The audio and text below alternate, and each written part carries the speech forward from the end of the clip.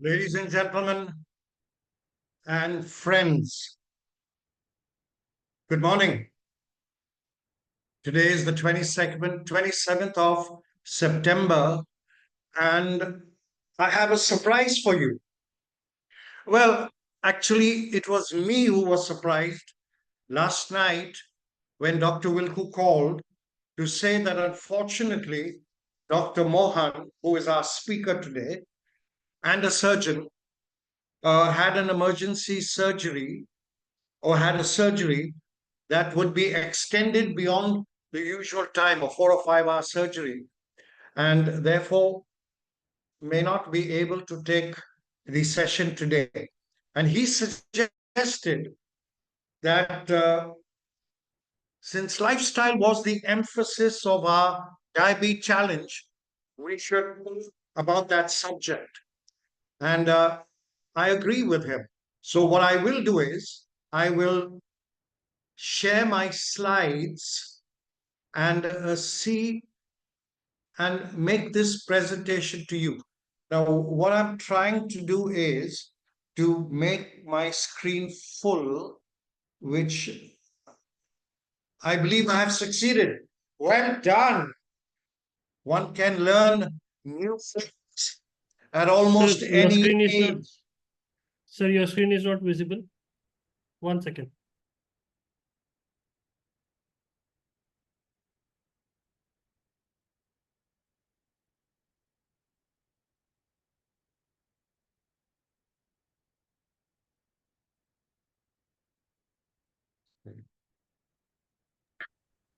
Yeah, perfect.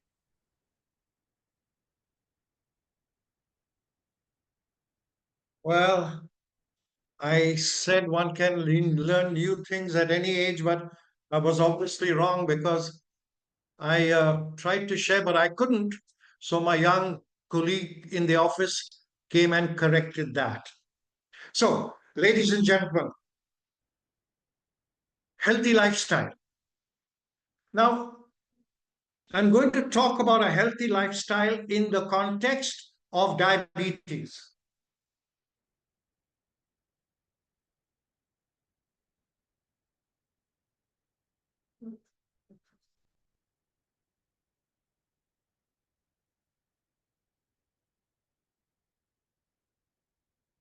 That's not sure.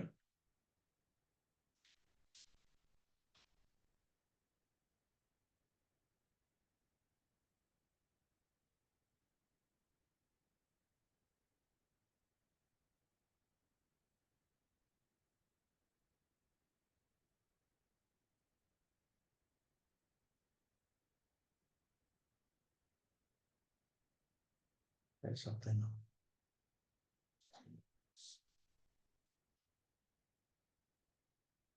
Dr. Wilku, can you see the screen and can you hear me?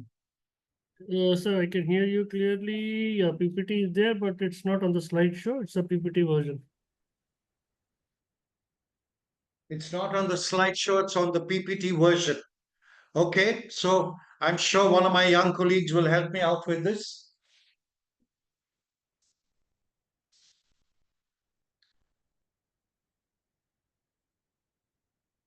Sure.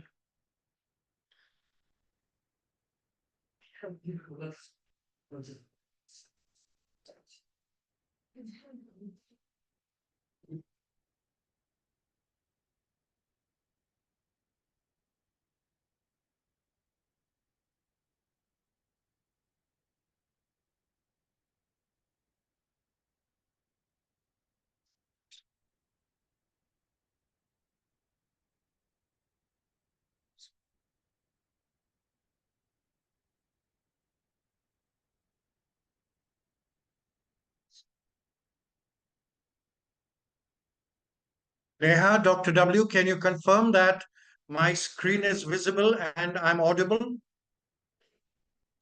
Yes, sir, clear. Okay, thank you, thank you, thank you.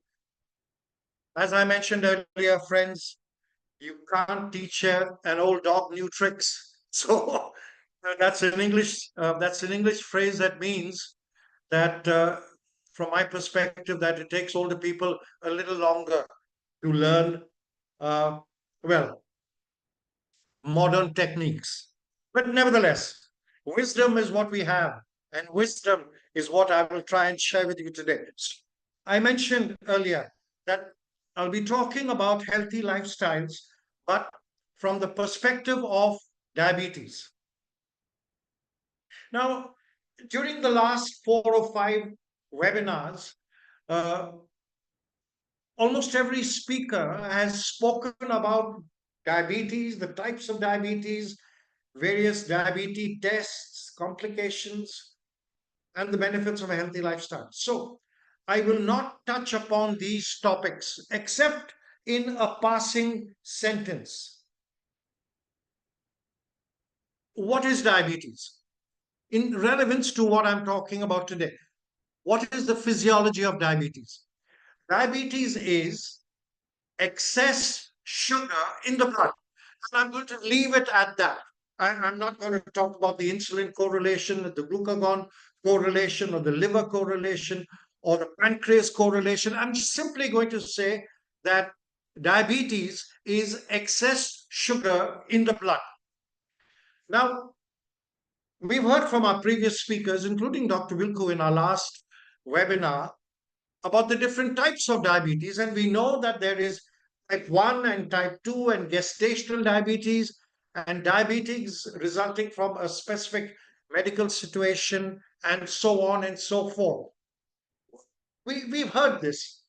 I am going to talk about the correlation of lifestyle marginally or preferably with type 1 and type 2 diabetes, which will account for 95% of our diabetes population. As far as what constitutes diabetes, when you say excess blood sugar, how do you quantify the excess blood sugar?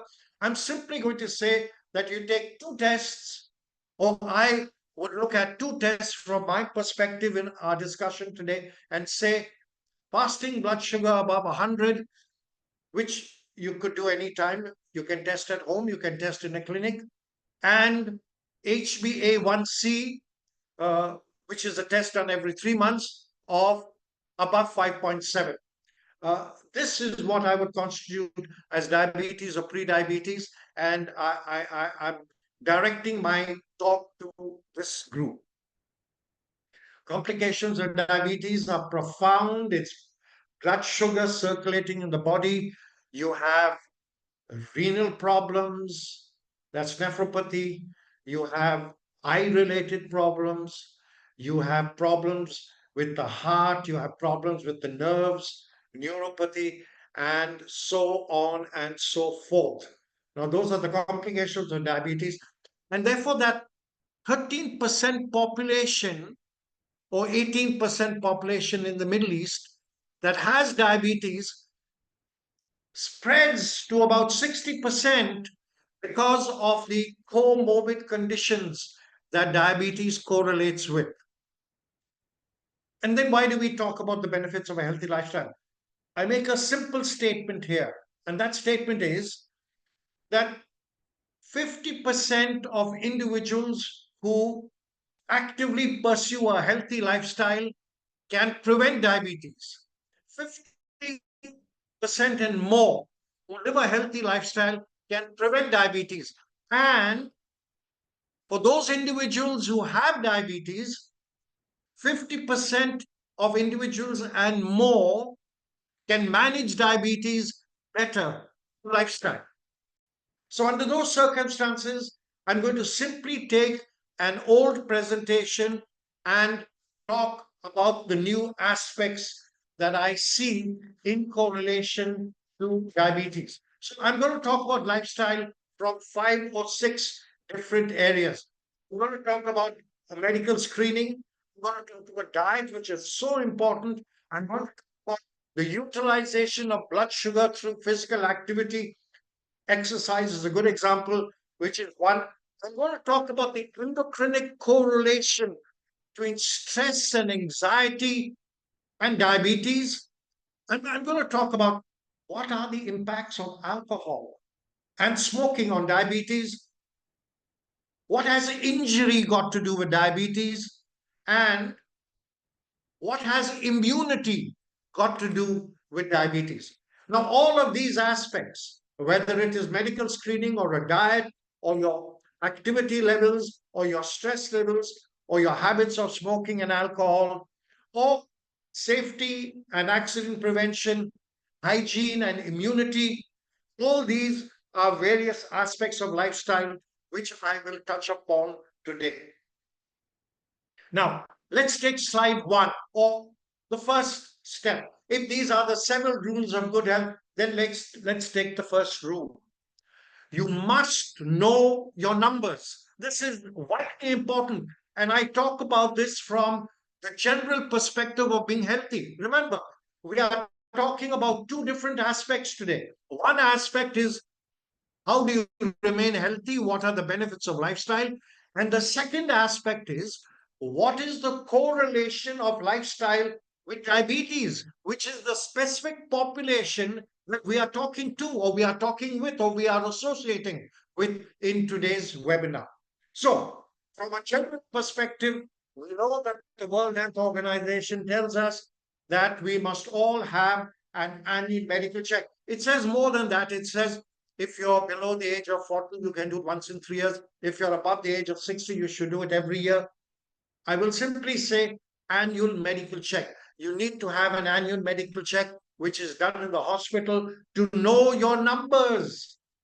Is your blood pressure between 120 and 80, which is a healthy blood pressure? Is your blood sugar fasting below 100, which is a healthy blood sugar levels?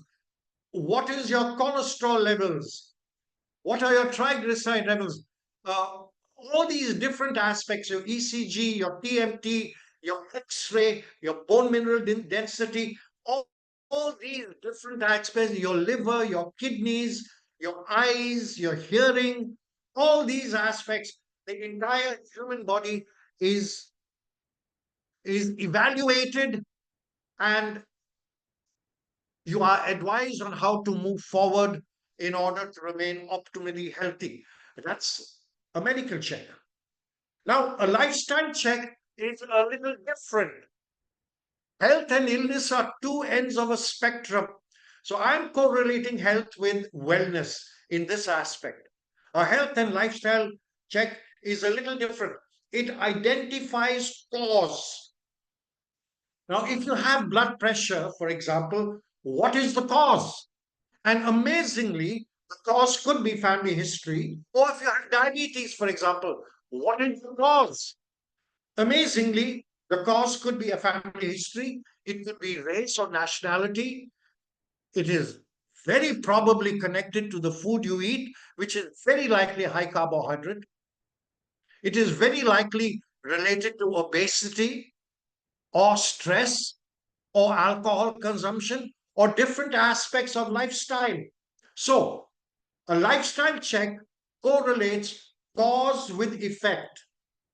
So, therefore, you need to have a medical check and you need to specifically add lifestyle to that check in order to define your genetics, your family history. Is your diet healthy? Are you doing sufficient exercise? Are you Do you sleep well? Are you able to avoid anxiety, depression? Are you mentally well? Do you have sufficient sense of mental well-being? And all these aspects, smoking, alcohol, all these aspects in a consultation or a counseling format. So, rule number one is have a medical check. Now, more specifically for our diabetic colleagues, while the WHO talks about an annual medical check, as far as diabetes is concerned, there are 2 points you need to keep in mind. One, I would strongly recommend, and I'm sure your doctor has already mentioned this to you, that in case you have diabetes, you may preferably go in for a weekly check on your diabetes. This can be a home check. So you just check your fasting blood sugar on a day-to-day basis, and it will give you a good record of how your blood sugar is functioning. There are more advanced tests, but this is a simple home test, and a 3 monthly HbA1c test in order to identify whether your blood sugar levels on an average are going well. I must tell you that a while back, quite a while back, I was surprised when my HbA1c at a random check was extremely high. It embarrasses me to tell you above 7. And I quickly got in touch with my medical professional as well as my counselor on lifestyle, of which I knew sufficient. But nevertheless, it's always good to have somebody else to manage you. And the last time I took my HbA1c, which is at the beginning of this challenge, it was 5.9, which I think is excellent. I am delighted with that. But a 3 monthly check and a weekly check, in addition to the annual medical check, is what I suggest for my diabetic colleagues. Now, no diabetes talk can be complete without talking about diet. Now, there is so much to say about diet. There is so much to say. You talk about the different food groups, you talk about grain, you talk about fruits and vegetables, you talk about meat, you talk about dairy products and eggs and milk. You talk about condiments and sugar and salt and all these different things that you see on your plate. What is good and what is bad, you need to consider. And if you want to be a little more technical, you would talk about macronutrients, which is protein, carbohydrate, and fat. And then you would talk about the micronutrients, which are the vitamins, the minerals, the antioxidants, the enzymes. Oh, well, the enzymes on all these different things. That would be the technical evaluation of nutrients. And then you talk about the digestive process, that the food is masticated and uh, the carbohydrate is digested in the mouth and it goes into the sugar. And over there you have the sugar acids that digest the protein. And then it goes into the duodenum, where the sugar and fat, etc., are assimilated, moved into the small intestine, where the absorption takes place, and the blood sugar or the nutrients are circulated to all the different body parts from the small intestine, and then it is evacuated through the large intestine. And then, of course, no talk on nutrition can be complete unless you don't talk about calories. Now, all food contain calories, and a mango contains more calories than an apple, for example, and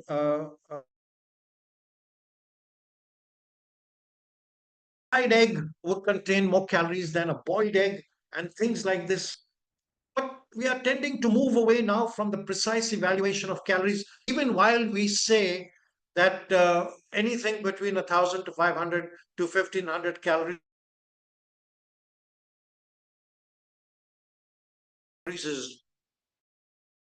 is good, is normal and average.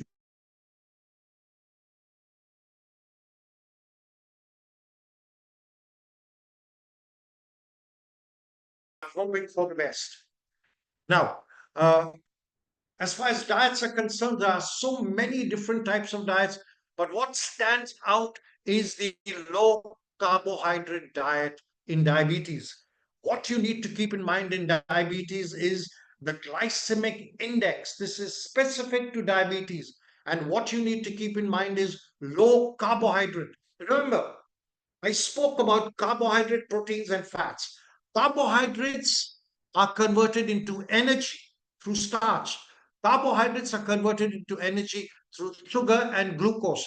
Keep this in mind. Protein is utilized for the creation and repair of tissue. Fat is a storage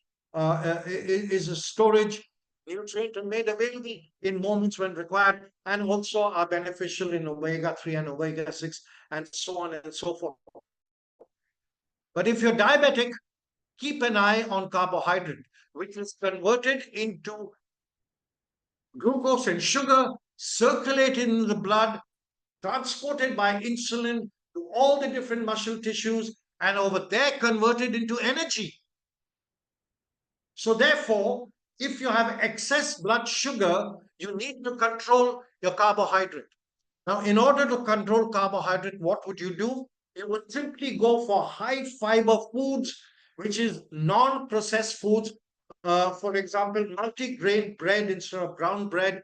And in India, we would say atta or wheat instead of maida, which is the processed wheat, and so on and so forth. And of course, if you want to replace carbohydrates largely with healthy carbohydrates and low calories, then you would go for fruit and vegetable. Vegetable per se, leafy vegetables are excellent for diabetics. And then keep in mind your glycemic index. A glycemic index is those foods that spike the blood sugar levels. For example, a spoon of a spoon of sugar will spike my sugar levels, my blood sugar readings much more than perhaps the sugar which I have, which comes out of a whole fruit. For example, they are both sugars, but one is processed and the other it is not processed. It's probably a fructose or a maltose sugar or some form, or even in jaggery. So you need to be able to keep in mind the evaluation of carbohydrates and your glycemic index. So as far as nutrients are concerned, keep in mind you need to have a healthy diet, which is a balanced diet, but instead of 60% carbohydrate, try and bring that down to 50%. And instead of simple sugars such as white bread and white rice and refined foods, try and have complex carbohydrates in the form of whole wheat products and non processed foods. That will keep your glycemic index under control. A glycemic index is the index of sugar in the blood. Okay, now the food that you eat gives you energy, and the energy that you have must be utilized by the body, otherwise, it remains as sugar or it's converted into fat. So, therefore, you need to exercise. But then, exercise is not only beneficial for the utilization of sugar, exercise has profound benefits. Exercise relaxes, exercise utilizes the stress hormone. Exercise helps you to sleep better. Exercise strengthens your muscles. Exercise keeps your joints mobile. Exercise manages your weight. Exercise manages your metabolism. Exercise manages your circulation. Exercise reduces blood pressure. Exercise reduces diabetes. These are all the benefits of exercise. So, exercise is vitally important in the management of a good lifestyle and in the management of diabetes. Now, if it is good, then how do we do it in a simple way? There are the different components of exercise, the same way as you say that nutrition comprises of protein, carbohydrates, and fats. Then I would say that exercise comprises of stamina, strength, and flexibility or stretching. These are the three broad macro aspects of exercise. Stamina utilizes sugar as energy, but then so does strength. But stamina utilizes a lot of sugar as energy. And what are these stamina related activities? Stamina related activities are anything that deals with breathing while exercising, such as walking, cycling, swimming, jogging. All these things make you breathe heavily. And when you breathe heavily, you utilize more energy. When you breathe heavily, your heart rate goes up. In fact, your heart rate goes up from exercise, and you breathe heavily in order to regulate your heartbeat. So, if at all you're extremely tired, breathe slowly, breathe deep, you will bring your heart rate down. Walking, jogging, cycling, and swimming are excellent for utilizing excess blood sugar or utilizing blood sugar strength. Who would correlate strength or muscles with the utilization of sugar? But while stamina utilizes energy on an immediate basis, muscles manage your metabolism over the entire duration of your existence. The more muscles you have, the higher your metabolism. The less muscles you have, the lower your metabolism. The higher your metabolism, the higher your utilization of energy. So, therefore, it is vitally important for you to keep those muscles in shape. Not only will you get not only will you get compliments for your good structure, but your body will complement you by utilizing more energy. So, how do you improve your strength? You improve your strength by doing free hand exercises, Pilates, calisthenics, and so on. And more importantly, by going to the gym. And going to the gym is vitally important, not only for male, but also and probably more important for the female. And remember, when the male exercises, he gets strength and size. And when the female exercises, she gets strength and she is demure. Her muscles do not increase in strength, or do not increase in size, but they increase in strength and fiber. So she maintains her lovely figure. So, components of exercise: stamina, strength, and flexibility. This can be done on a day to day basis in order to be fit. And what is fit? Frequency, intensity, and time. FIT, fit. So, how do you remain fit? By keeping in mind frequency. I will exercise 6 days a week. That is my frequency. What is my intensity? Either I can do extreme exercise, moderate exercise, or low exercise. And here is the tricky aspect. Moderate exercise is what I recommend for you and me, and for all of us who are social exercisers. Intense exercise is what I recommend for sportsmen and those who wish to represent their country in the Olympics and so on and so forth. As have I when I was a youngster. I would do intensive exercise activity, and I had the great honor of representing my country in international sport. So, when you are young, you can do intense activity. When you're older, as I am now, you can do moderate intensity activity. Now, what is moderate? Moderate is where you are able to exercise within your capacity. And what is the simple test? I can very easily tell you a heart rate of 130, but know to how to take the heart rate. I can even tell you that, but I'm not going to. I'm not going to lecture or teach you at this moment. I will simply tell you this: that if you want to keep your exercise moderate, you participate in what is known as the counting test. Now, understand this: exercise is a social activity.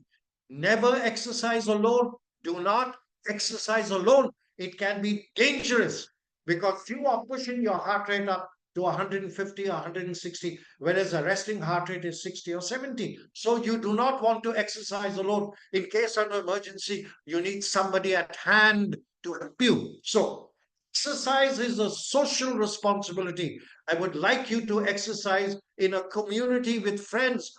Go for a walk with your wife, for example. And this is the advice I give myself: go for a walk with your wife. Now, when I go for a walk with my wife, it is inevitable that my wife will talk.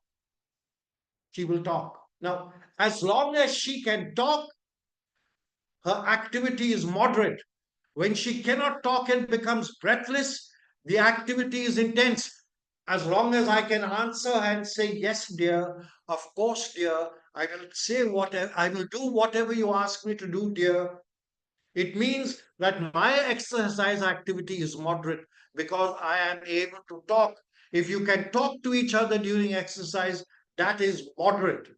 If you cannot talk and you are breathless, that is intense. Slow down. So, exercise comprises stamina, strength, and flexibility. And then to be fit, you have frequency, 5 or 6 days a week, intensity, moderate, and time.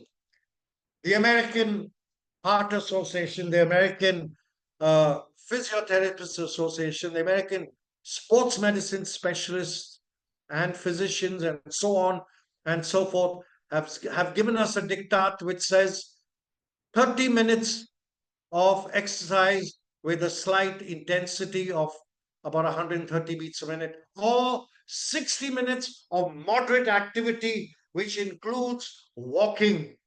So, therefore, I tell you 30 to 60 minutes of exercise activity of a moderate active type is good enough. And as far as type is concerned, it could be walking, jogging, cycling, swimming, it could be yoga, it could be Pilates, it could be anything that you choose.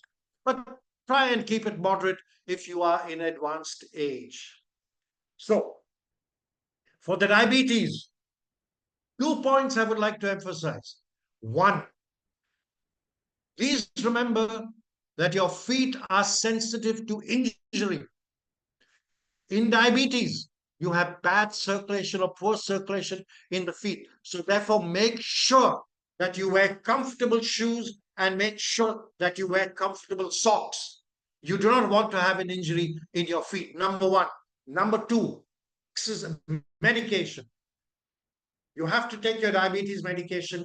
Do not take your do not exercise unless you have taken your medication 2 hours before you take your medication or 2 hours after.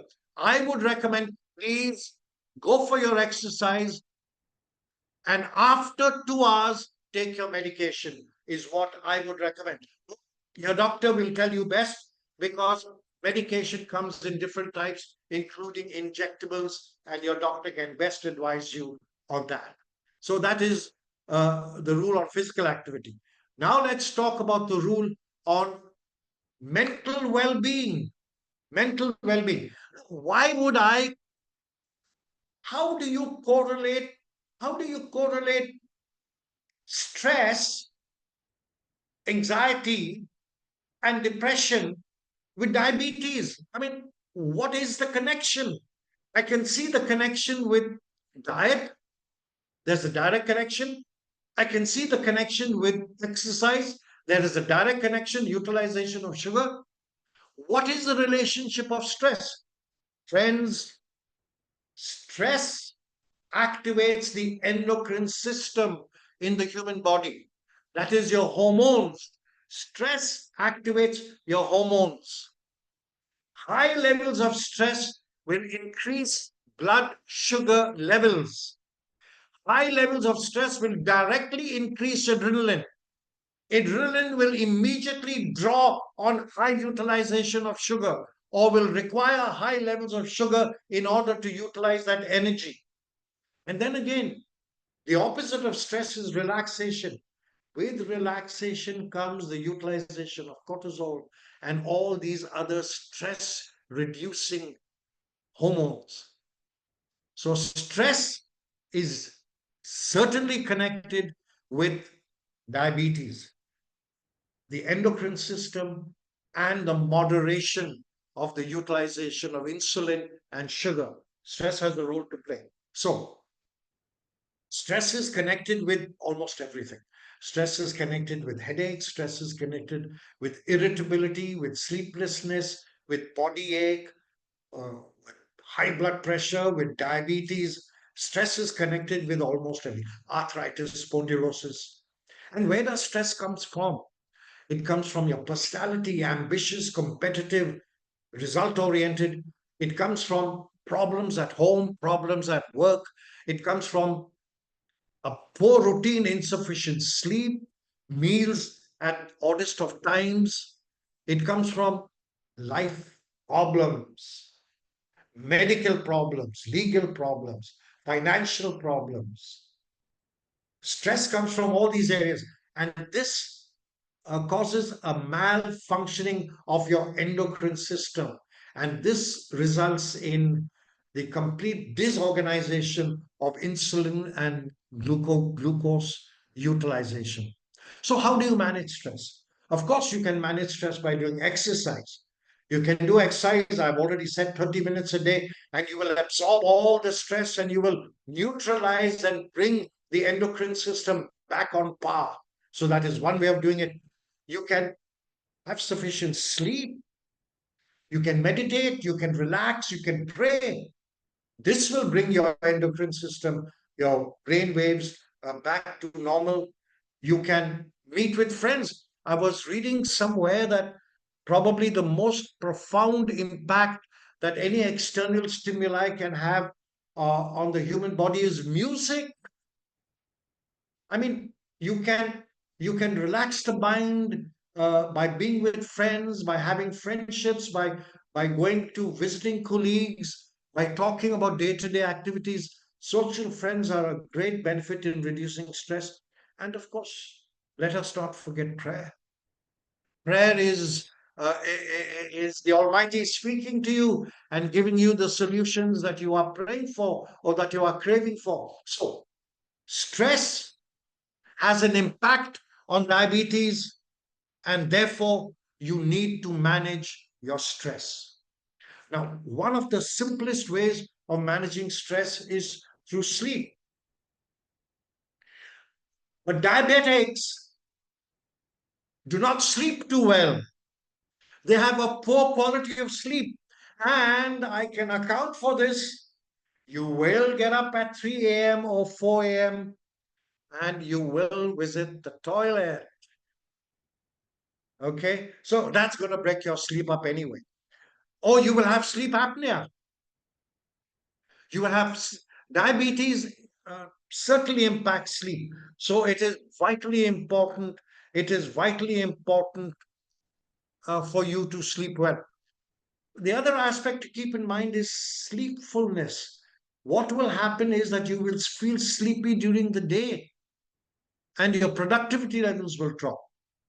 So, therefore, you need to have sufficient sleep. You need to manage your diabetes in order to improve your productivity. So, sleep is important in many different ways, but it is important for the endorphin aspect. The endorphin aspect is the healing aspect. When you sleep, the body releases endorphins, and when the body releases endorphins, the body heals the body and it neutralizes, it manages, it balances the effect of endorphins in the human body. The effect of insulin, the effect of sugar, all these things are greatly moderated in sleep. So, sleep is vitally important. So, sleep 8 hours a day, at least 7 to 8 hours a day. In order to sleep well, make sure that your room is quiet, the temperature is right, your shades are drawn so that it's dark, and you go to bed without watching a stimulating movie. You go to bed without having had alcohol within the previous 2 or 3 hours. You go to bed in a rested state. You go to bed by chanting, perhaps, or praying, or something that brings your brain waves down. Alcohol and smoking. Now, I really don't need to correlate alcohol and smoking with diabetes because it is clear that alcohol and smoking per se are bad. I mean, it's clear that smoking per se is bad. Okay, I mean, smoking causes cancer, it causes emphysema, it reduces your stamina, it causes poor lung function. I mean, we know that smoking is bad. You become a social pariah. It's bad for your breath, it's bad for your skin, it's bad for your hair, it's bad for your children at home. Uh, it it's probably secondhand smoke is probably worse than the cigarette you are smoking, which is filter tipped, and that poor colleague of yours is smoking, is inhaling direct smoke from you. So, smoking is bad in a million different forms. But it has been said that alcohol could be good. I mean, it has been said that red wine is good for the heart, for example, and that I'm sure that this is not correctly said, but I've heard some of my friends say that a drink a day keeps the doctor away. I'm quite sure that it was really meant to be an apple a day that keeps the doctor away, but what can I say? My friends say it a little differently. So, is alcohol good? Research has indicated that moderation is okay, and they have defined moderation even for diabetics. They have defined moderation as being not more than a drink or two a day. One or two drinks of alcohol is okay as long as it is, and hear me very clearly, as long as it is 30 ml per drink, or a glass of wine or a glass of beer, 100 ml of wine, or perhaps one glass of beer, which is about 250 ml, is okay in moderation. And the benefit and the reason for that is because of the effect that it has on your the brain, on your emotions. It puts you into a feeling of relaxation. But diabetics must never forget that alcohol is sugar. Never forget that alcohol is sugar, and alcohol raises blood sugar.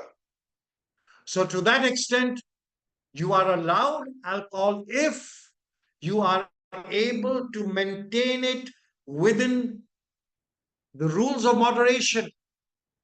And of course, if your HbA1c level is 8 or 7 or any of these things, please don't take what I say as gospel. Please talk to your doctor and take his permission before you go ahead with your alcoholic drink. The other thing to keep in mind, and the reason why I ask you to talk to your doctor, is because alcohol and medication are a dangerous combination.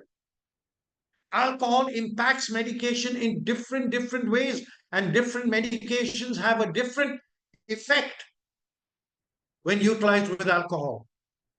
So, therefore, the question of alcohol and medication taken simultaneously or in close proximity does not arise. And therefore, if at all you are on medication, please consult your doctor before you have your drink. Now, when it comes to safety, and I'm talking about the general rules of lifestyle, I've spoken about a medical screening, I've spoken about your diet, I've spoken about exercise activity, I've spoken about managing stress, I've spoken about sleep, I've spoken about alcohol.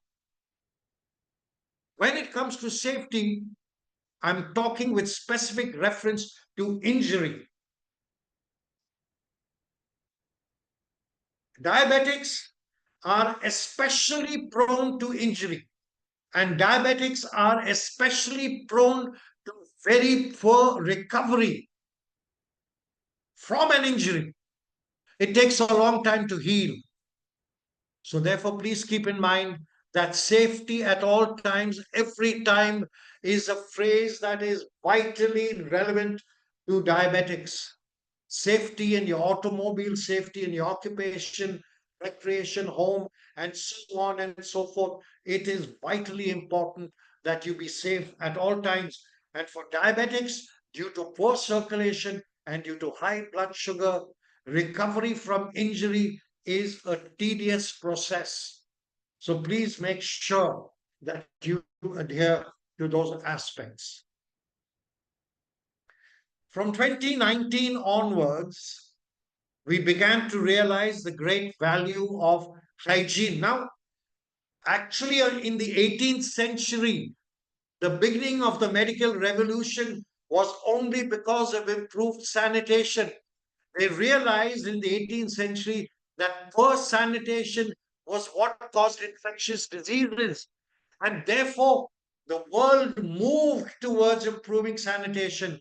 And with the improvement of sanitation, we reduced infection. So, health and hygiene was important from the 18th century onwards. But in 1919, and on several occasions earlier, we began to see a completely new face to hygiene. We began to realize that hygiene had to be meticulous and had to be personal. Otherwise, you could, no matter how healthy you were, you could be more liable to picking up things like the virus, the coronavirus. And currently, you have several other viruses that put you at risk.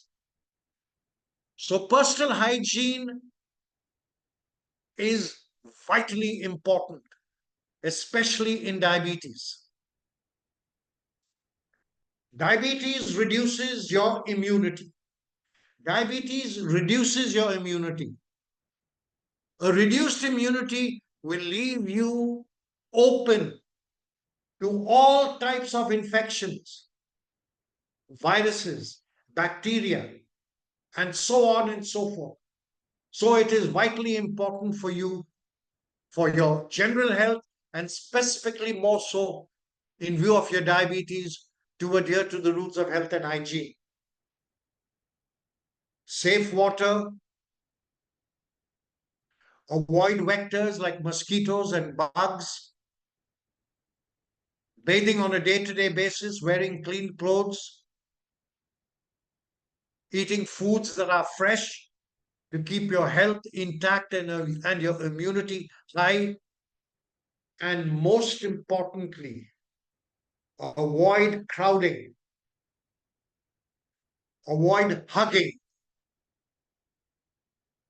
Please ensure that you wash your hands before you exchange salutations. And don't forget to keep your nose covered while sneezing. So, I wrap up this session on a healthy lifestyle by reminding you about the 6 or 7 simple rules of good health. One, your medical check annually for the rest of us, and weekly at least for the diabetics. And don't forget your 3 monthly HbA1c. Healthy diet for all of us. And for the diabetics, please avoid simple carbohydrates. Keep in mind your glycemic index. Exercise. Again, for all of us. For the diabetics, keep in mind your medication prior to or after exercising. And keep in mind the great value of exercise in the utilization of sugar, which is circulating in the blood and available in the tissue. It is, your exercise is a pill equivalent to your metformin. It is a pill, the same as your medical pills. So do not forget to exercise. Stress plays havoc with the endocrine system and your hormonic system, and the release of adrenaline will only cause the increase in the circulation, in your blood sugar levels. They will spike. So please relax and avoid stress.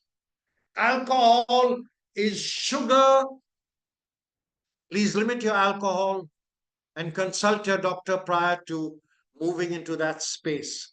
Safety at all times, every time, especially foot safety, and healing when it comes to our diabetics.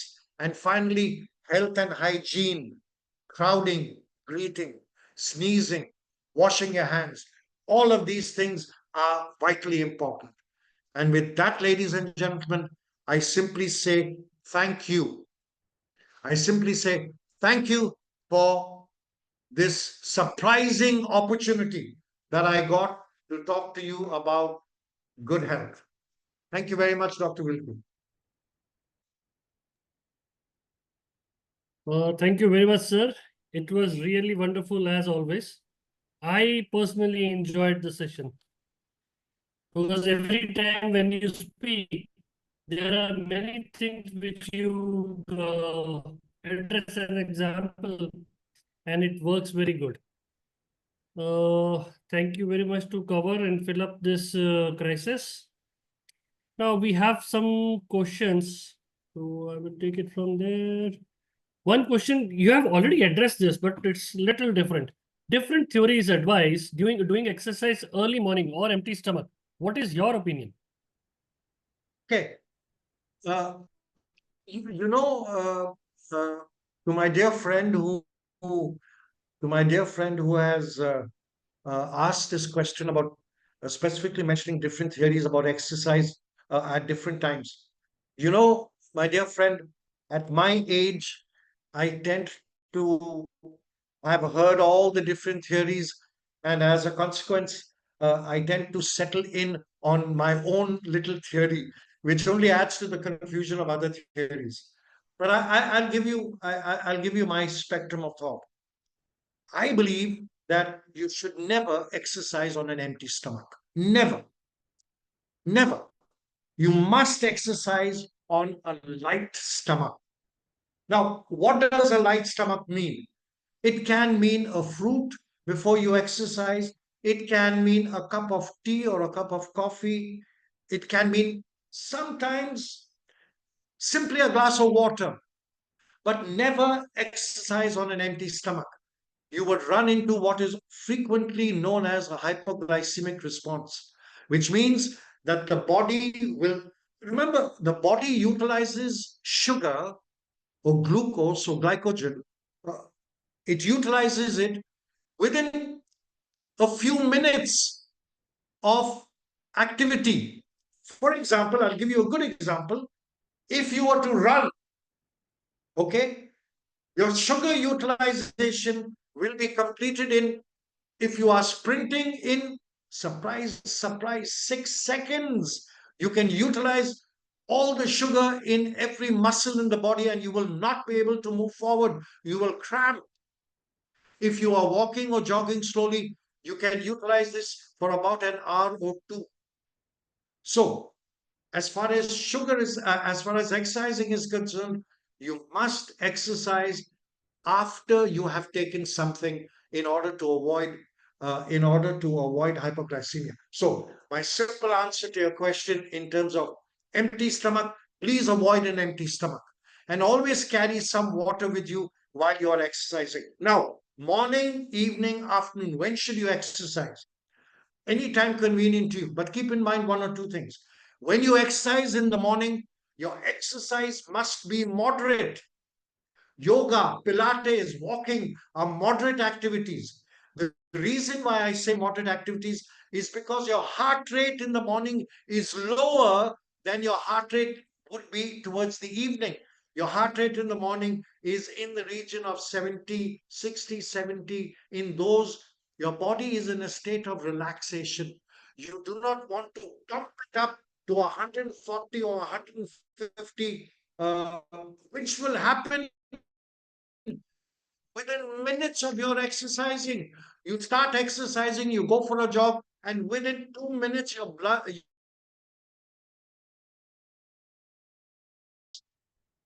sudden exercise death syndrome.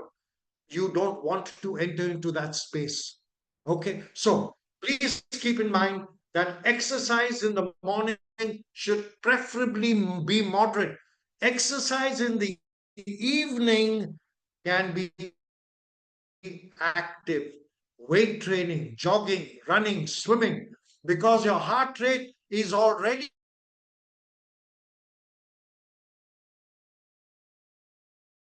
exercise moderate, never exercise on an empty stomach. Yeah, thank you, sir. This expected answer from a professional athlete. Very good answer, sir. Thank you very much. Uh, Similar question is being asked by Aro. My gym trainer suggested drinking a lot of fresh fruit juices, and my doctor tells me to avoid. I'm confused. What should I do? This is a very common question. One side you say drink a juice. Generally, these are being preferred by the gym trainers, and the celebrities show an advertisement for the juices like that, and doctor says against it.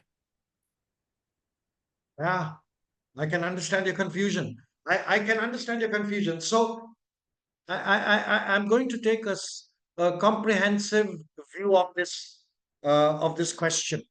Now, if you are young, and I will say below the age of 35, tells you to have uh, fruit juice instead of a fruit in order for you to have sufficient sugar to exercise, then I have two or three things to say. One, remember that a fruit juice is equivalent to the juice of six fruits, which means now, when since you are young, I can understand that during the course of that day, during the course of your exercise program, you will burn 500 or 600 calories, and a glass of fruit juice is about 250 to 300 calories. So it is perfectly possible that if you have an intense activity like an hour of jogging or an hour of swimming or an hour of gym training, etc., you will burn 450 to 500 calories. It's perfectly possible that you will neutralize the sugar that you have. So that is if you are a youngster. Now consider this. What are the negative aspects of that? The negative aspects is one, you are unnecessarily taking 450 to 500 calories of sugar. Number one, 250 to 300 calories of sugar. Number one. Number two, you are not taking any fiber. Now, in not taking fiber, you will have your own problems with digesting food at a later stage. So that is one aspect. Now, let's take the second aspect. You are above the age of 35, you are exercising moderately. Then the question of having fruit juice does not arise, because you will only burn 150 calories of exercise when it comes to yoga or walking or any of these activities. But the glass of fruit juice is 250 calories. You will have 100 calories of sugar extra. Where will that sugar go except into your blood? So therefore, you do not want to have it. And you want to have the fiber because you do not want to be constipated. So my friends, I'll put it to you like this.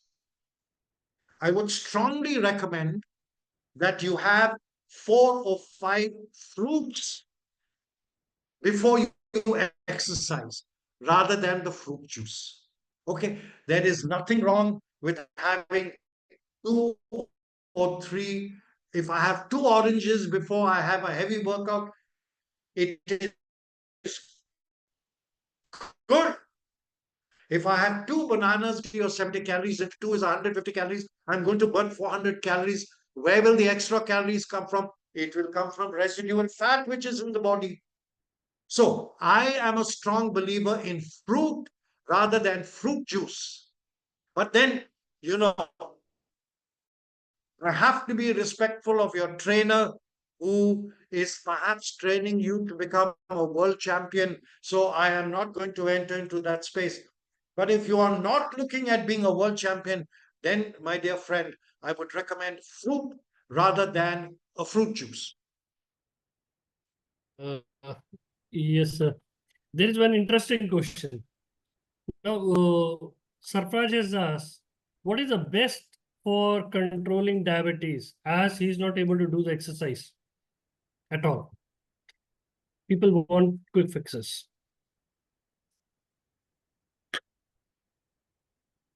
My dear Safraz, and I might tell you that I know Safraz. So if Safraz is listening, he can listen to me. Okay, I understand. I understand. I'm sorry. I understand. You know, I'll put it to you like this. There are many reasons why a person cannot exercise. There are many reasons. The worst reason, of course, is that you don't want to exercise. That is the worst reason. But I'm quite sure that that is not the reason. Who I know, friends of mine, especially friends of mine who participate in the Paralympics. Uh, for example, they have one limb less. How do you exercise with no limbs? Or perhaps they are overweight and they cannot carry that burden. What do you do? Under those circumstances, what do you do? So I will answer this question keeping 2 points in mind. One point is that if there is nothing wrong with you physically, and if I may simply say that you are lazy, then I would suggest that instead of giving up exercise, you give up a meal. How would that work? It works like this. You decide that the day I do not do my 1 hour of exercise, that day I will not eat my dinner. So therefore, that extra 500 calories that comes from dinner will not go into the body. And therefore, you are not going to do exercise, and therefore you cannot utilize that 500 calories. It is a perfect solution. No exercise, no dinner is the one answer I have for my lazy colleagues that sometimes includes myself. Now, the answer I have for the others who have physical limitations, you know, there was a period of time in which I had an automobile accident, and it was a very serious accident. And for 1 year, I was bedridden and I couldn't walk. For 1 year, I was bedridden and I couldn't walk. And I had about 18 or 19 surgeries. The alternative was amputation. And I'm grateful to the medical profession. I am so grateful to the medical profession. They put my leg together. But for 1 year, I was in bed. What did I do? As a diligent individual, I did upper body exercise, which means I did exercises for my neck, I did exercise for my shoulder, I did exercise for my elbows, my wrist, my arms, my waist, and the leg that was fully functional. I did some exercise for those. There is never a reason why you cannot exercise, except, of course, if you are paralyzed. And you can be paraplegic, which means that if you are paralyzed on one side, you can use the other side. But if you are completely comatose, for example, then massage therapy is the only way that you can utilize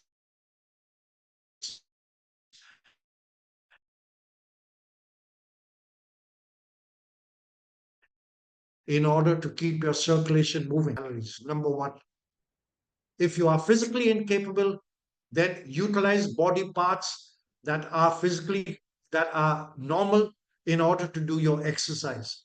If you are unable to exercise for whatever reason, please do not forget to have that weekly or daily massage as a means of improving your circulation. That's it, sir. Sir, I will take the last question. One gentleman has asked, the participant has asked, he or she may have some sleep problem, not able to sleep properly for more than 5 to 6 hours. In sort of, you can say it's a very feeble sleep. What should the person do? Okay, this is a tough one. This is a tough one. There are some conditions uh, which there are some conditions which antagonize sleep. For example, there are some conditions which prevent you from exercising. You're grossly overweight, you cannot walk. It prevents you from exercise. There is nothing you can do except find an alternative to that. So when it comes to sleep, and especially diabetics, we have sleep related problems. You have sleep apnea. Yeah, that is one. Breathing difficulties while sleeping. Number one. You get up frequently. You have huge spikes in blood sugar levels during sleep, and you get up sweating profusely. You get up 3 a.m., 4 a.m. to go to the bathroom. So that is another reason why you have discomfort. And surprisingly, diabetics have the most, what's the word? The most confusing dreams. I mean, I myself am surprised at some of the things I say, but Dr. Wilco has taught us to say surprising things. In his last webinar, he spoke about alternative therapies and gave us profound insights into the alternative therapeutic support for diabetes. And I have also read that high blood sugar levels and high blood sugar moving to the brain causes you to have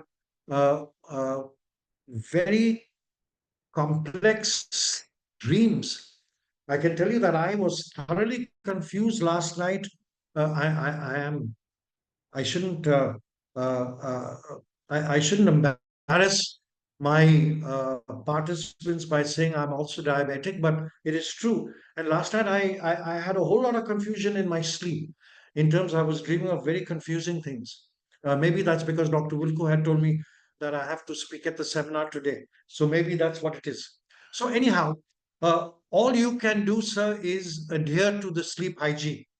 And that sleep hygiene is, please sit. And that sleep hygiene is one, keep your room dark. Number two, allot 7 to 8 hours of sleep every day. Number three, sleep whenever you can to have a siesta in the afternoon. Number four, prior to sleeping, always bring your brain waves down to about 4 to 12 cycles per second. That is the lower brain waves. You can do this by prayer, you can do this by meditation, you can do this by chanting of mantras, etc., etc. I've already mentioned keep the room dark and keep your room noise free. And then hope for the best. That's all I can tell you, my friend, about this aspect of sleeping. Be physically active, do your lifestyle, take your medication, your health improves, your sleep will improve. Thank you very much, sir. It was wonderful session, and I hope all the participants have might have learned the informatics you have given. And again, as a standard protocol, over to you, sir, for the next webinar. Okay. So I have to say thank you, Dr. Wilco. I have to say thank you. And it's not going to be a standard protocol anymore because my first vote of thank you is always to the speaker. And I can barely thank myself for the opportunity. But I will thank Dr. Wilco for, when the going gets tough, the tough get going. Now that's a great saying. And Dr. Wilco called me last night and he said that our surgeon is tied up with this procedure. He cannot do do the talk. And I quietly listened to him. And then he went on with a solution. And he said, however, the talks must go on. And he came up with a solution. So that's why I say when the things get tough, the tough get going. Dr. Wilku solved this problem. Thank you so much, Dr. Wilku, for today's webinar and all the webinars that you give us. Thank you to my colleagues in wellness, Neha, who manages things on the background, Sade, who manages everything all around, and the IT department of RAC Hospital. Next week, we will give you a seminar for sure, and it won't be me, I promise you. Next week, we have Dr. Munaf Hamada. Yes, and he will be talking about eye care. And I'd request Dr. Wilku to give Dr. Mohan an opportunity once more to talk about foot care also. So, friends, we'll see you next week, same time. Thank you very much.